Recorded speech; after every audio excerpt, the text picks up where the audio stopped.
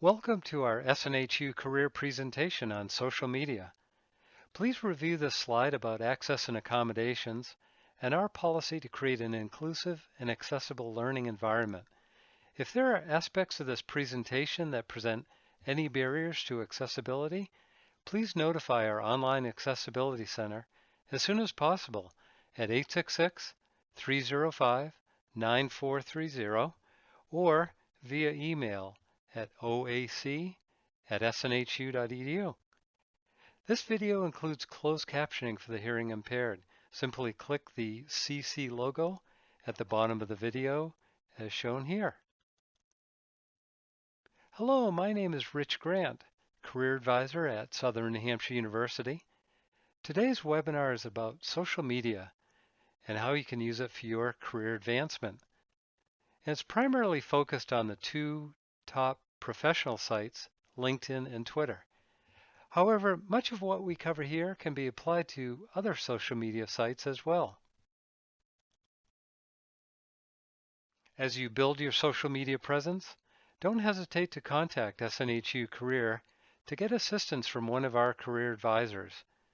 If you have any questions regarding today's presentation or need one-on-one assistance with your resumes, cover letters, mock interviewing, or the job search itself, please reach out to our career team to schedule a one-on-one career consultation. In our webinar today, we'll talk a lot about how valuable social media is for advancing your career. Sites like LinkedIn and Twitter can help you in building your career, but it's not only about job searching. These sites are multifaceted and beneficial even if you're not looking for a new job. In this webinar, we'll talk about other purposes for using social media, such as networking and as a way to share information and to show your expertise in your career field. So, why spend the time? Well, there's an expression that you need to plant your seeds well in advance of the harvest. Don't wait until it's too late to build your network or to do your research prior to jumping into a job search. The 4 bullet points listed here apply to not only LinkedIn and Twitter, but a variety of social media too. And they also hold true whether you're currently looking for a new job or not. If you are job searching, LinkedIn is one of the best sites. Job postings in LinkedIn will tell you if you have any connections with people in the company, how many applicants so far, and sometimes, as you see here, the company provides an easy apply feature where you can apply using your LinkedIn profile. Now, even if you don't have any direct connections at the company, click on the link to the company LinkedIn page to find out if you have any second-degree connections. Company pages are also a great way to research companies and industries to learn more about them. Now, sometimes on LinkedIn, you can find out about salary estimates for that particular role, and if anyone works there who had attended the same college or university as you. When you're on the jobs page of LinkedIn, complete the career interest section, which lets recruiters know that you're open for a new role, and it provides them with information about your job search criteria. My suggestion is to spend a majority of your job searching time on interacting with people on a professional basis, either in your career field or not. And social media is a perfect venue for that. Now, whether you use LinkedIn or Twitter or other sites like Facebook or Instagram, maybe other sites as well, an important point to keep in mind is don't look for jobs, look for people. Now, of course, you'll be looking for jobs, but the key point here is that people will be so valuable to you as you're looking for new opportunities. This infographic from career expert Chaim Shapiro highlights how you can use LinkedIn and Twitter together, and then ultimately meet with people in person or via video. Now, this is not an absolute etched in stone model for using these two sites, since both LinkedIn and Twitter enable you to search for people and to engage in conversation with people, but it raises some really good points. First of all, LinkedIn does have better search capabilities. Twitter doesn't have all the searchable fields that LinkedIn does, such as location, job title, company name. However, Twitter is more open. You can tweet anybody, and there are Twitter chats every day that provide opportunities for conversations in real time. Now, on LinkedIn, it's more restrictive about who you can message. It's not impossible, but there are just some barriers that I'll show you later on. When you search on LinkedIn, you can start very broadly using keywords, job titles, industry names, cities or states, and so on. As I searched on Six Sigma, I got results for groups, organizations, jobs, articles, courses, and people who have Six Sigma on their profiles. As you explore the variety of content uncovered through your searches, you're going to find it a very valuable learning resource. There's really a lot of information just by doing a search such as this. Now, as I mentioned earlier, don't look for jobs, look for people. So you can see the people link right there. When you click on that, click on people, and what it'll do is give you results for anybody on LinkedIn who has Six Sigma on their profile. Now, because there are more than 4.7 million results from all around the world, next thing you want to do is click on All Filters from that page right in that upper right-hand corner.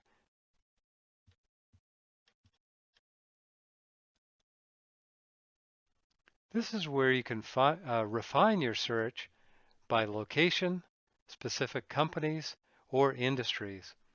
Now, when you scroll down to the bottom of that page, you'll see that you can also search by name, job title, and also where people went to college.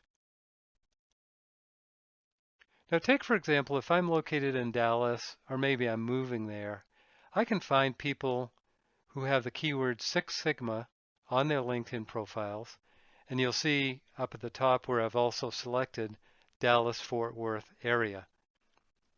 Now, one thing, and these are just the first couple of results on the search that I did, but I want to point out that the connect and the message buttons you see on the right-hand side there, I can message Darren Nelson on LinkedIn, but not Brad Nelson. So as you're searching for people to get in touch with, look for those that you can message directly. For example, if you're in the same group as somebody, you'll be able to message them directly. Now, more often than not, though, non-connections can only be messaged if you have the premium version. Now, when I looked on Brad's LinkedIn profile, he had his Twitter handle listed. You can also search on Twitter for people by name and through keywords. As I mentioned earlier, though, Twitter doesn't provide you all the searchable fields that LinkedIn does. Now, as I mentioned earlier, an advantage of Twitter is that you can tweet anybody. So if I want to learn more about Six Sigma, I can easily send a tweet to Brad and ask whatever questions, try and get a conversation going with him about his expertise and his knowledge on Six Sigma.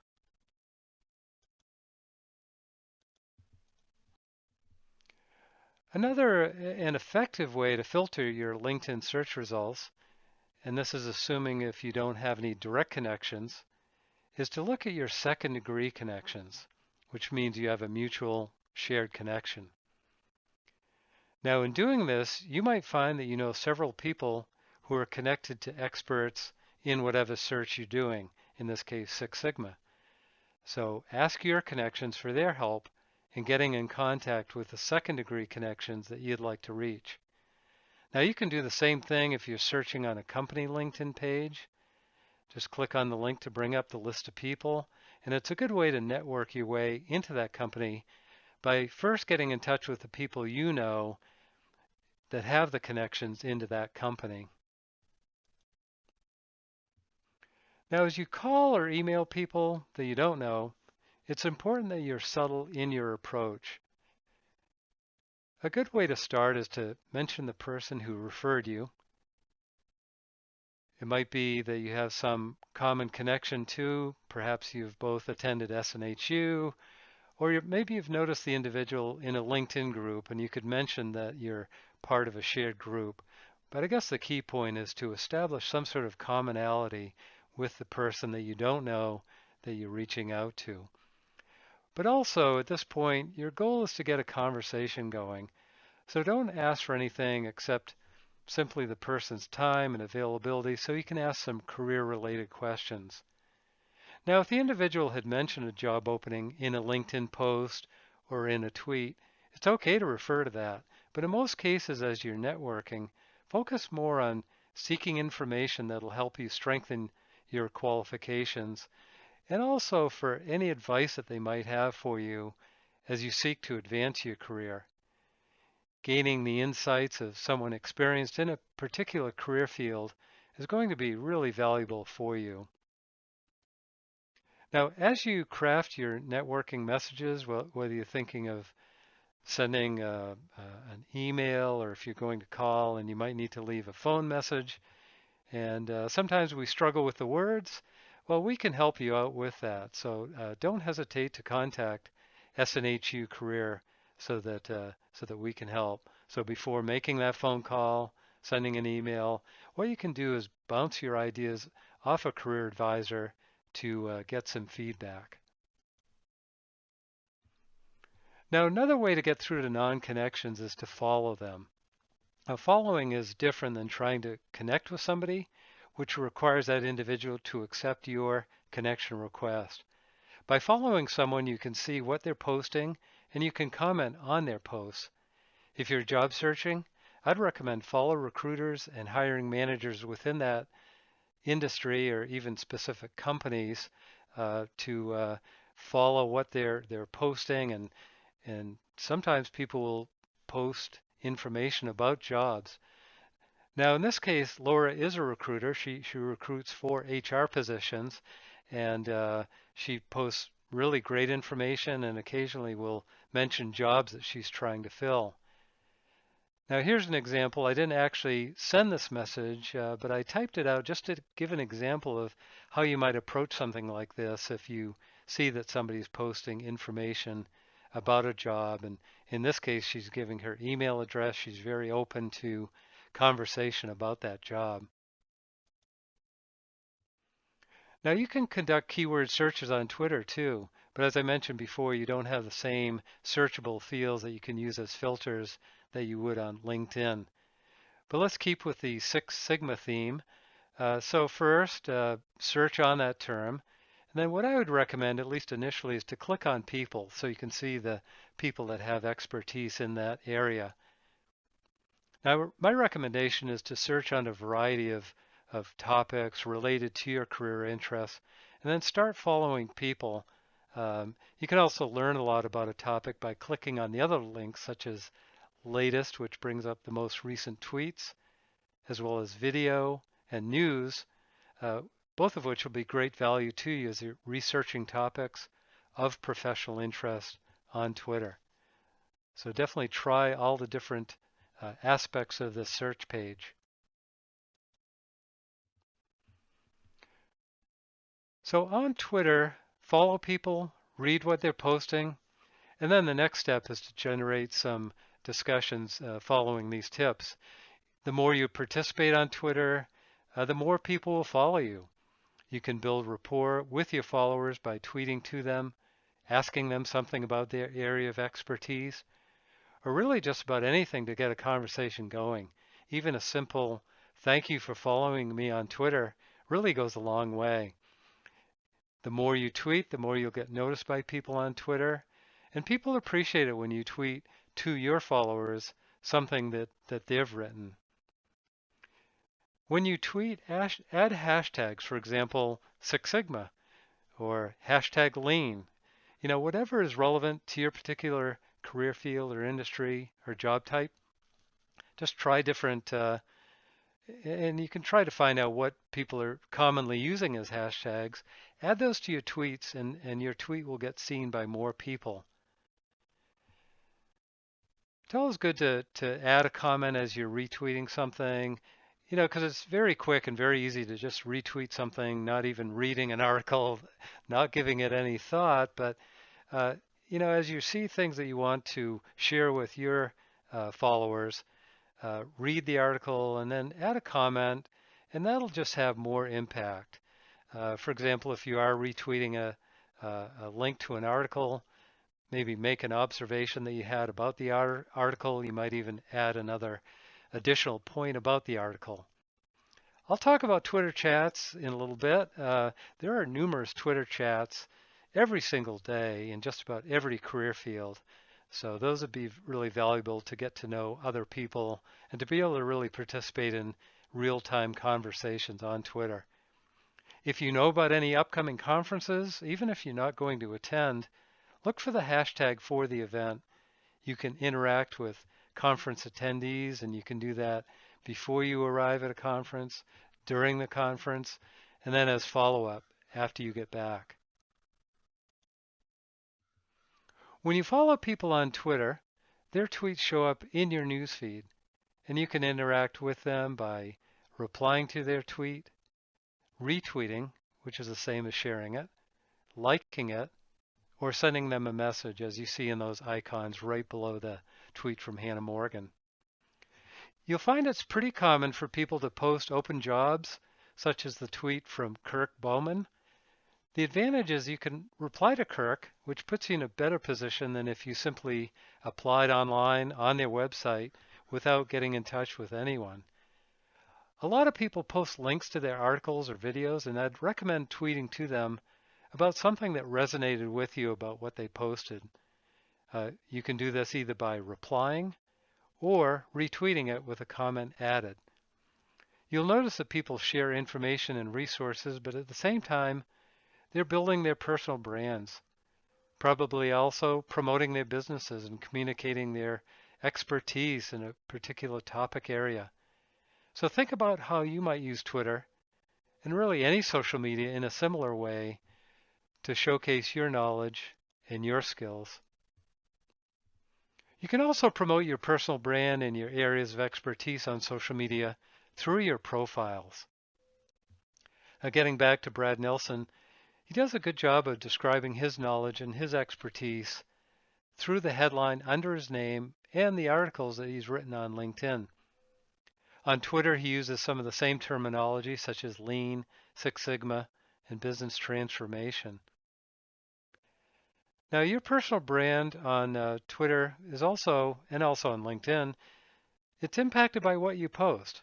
So on LinkedIn, your recent activity shows up on your profile. It'll list the latest article that you posted and the most recent posts that either you shared, liked, or commented on. So my advice is be careful with what you like and what you say, because people will see it in that articles and activity section. And by the way, Twitter is less formal than LinkedIn, so having a casual photo, as you see here with Brad on Twitter, more acceptable than it would be on LinkedIn, where you would typically have more of a professional headshot. Now, here are a couple of examples of how you can make things happen on Twitter. I think largely due to Twitter being very open and a very engaging platform with millions of people. So Peter works in business development here at SNHU Career, and he reached out on Twitter to participants on Next Chat. So quite a large audience of people who are engaged in that chat.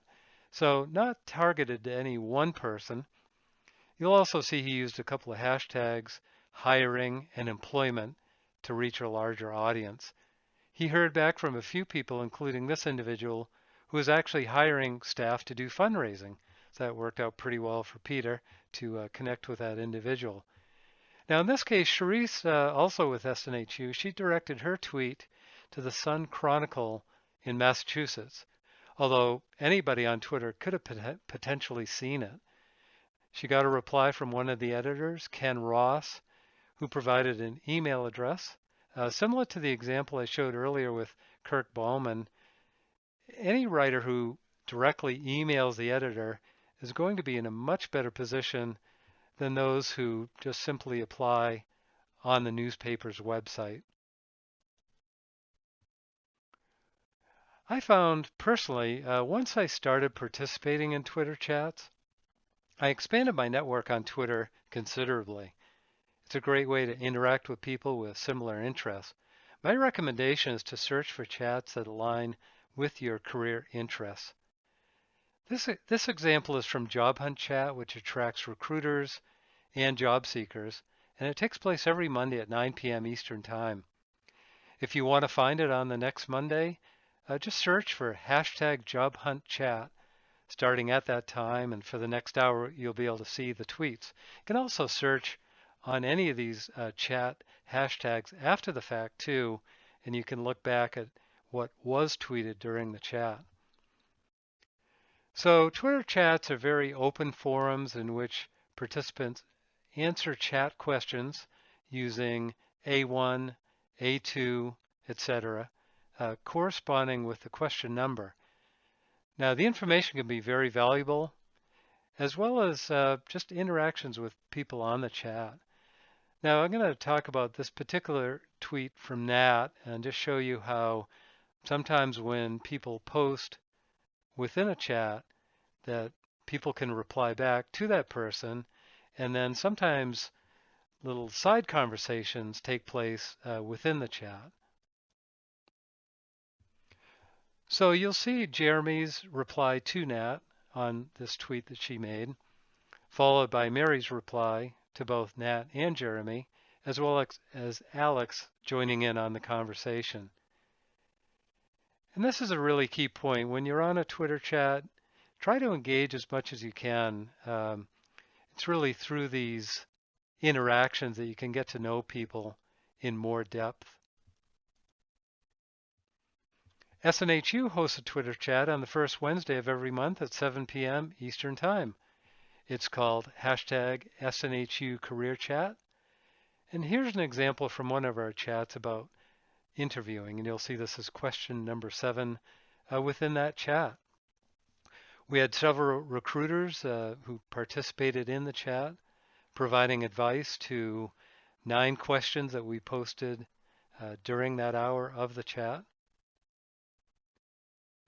So again, to find any of these chats on Twitter, once you know the hashtag name, just search on Twitter for that appropriate hashtag, either right during the chat so you can participate, or if you want to read the tweets after the fact, that will work too. Now you can also get a conversation going by what you post on LinkedIn. Now Bob McIntosh is a career expert who posts a lot of great information on LinkedIn, and he stimulates discussion by posing questions, as you'll see here at the bottom. So as you're posting, try to get some engagement on the things that you post.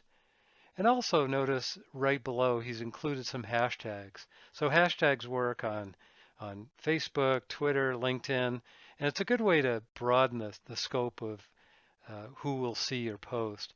Another idea, and you can do this on Twitter as well, is to tag people within the post so they'll get notified about it. So whether it's LinkedIn or Twitter, people will see that in their notifications. And once people start commenting on a post, it really snowballs. It leads to more people seeing it, more people commenting on it. So here's a couple of examples of some of the conversation that took place on this post. So being active on LinkedIn really can help you enhance your personal brand by showing your knowledge and expertise, whether it's you posting a question and a topic or by replying. And it also increases your visibility to others. And the more that you are on LinkedIn and even on Twitter, you'll actually get to know people. You'll see the same names coming up periodically. So it is a good way to increase your visibility and get to know people. Now, as we wrap up this webinar, I want to reiterate these 4 ways that you can use social media to support your career pursuits, besides, of course, the ability to search for jobs on social media. Now, we focus this webinar on LinkedIn and Twitter, but as mentioned before, these concepts really apply to other social media. So, for example, using Instagram for brand building and researching companies, you can learn more about organizations that show their culture and their work environments, through videos, through photos. Um, there are some companies and recruiters who create Snapchat stories regularly. I follow some marketing people who use Snapchat to promote their personal brands and their marketing businesses, their consulting. And really, as a job seeker, you could do the same thing and try to get a following. Now, I would suggest looking on Facebook for company pages, but also professional groups. You can network with friends and friends of friends on Facebook as well. Use sites like Pinterest or YouTube. It's a great way to share information and to show your subject matter expertise. So really highly recommend to use a variety of social media as you look to advance your career. And as you use social media to network with people, share information, promote your expertise, or whatever other reasons you are for being there on social media, keep your focus on meaningful interactions. Really engage with people. You want to listen and collaborate. Also help people. You want to treat your social media audience as your community. As the authors of the book, A World Gone Social, describe it, be social on social media. And also they say more social, less media. In other words, don't treat social media as a one-way platform just to push out your message, but make it a win-win proposition through dialogue and community engagement. As mentioned before, please don't hesitate to contact SNHU Career so we can help you with your social media strategies and your career pursuits. Thank you very much for viewing our webinar today. Again, my name is Rich Grant, and this has been Using Social Media for Career Advancement.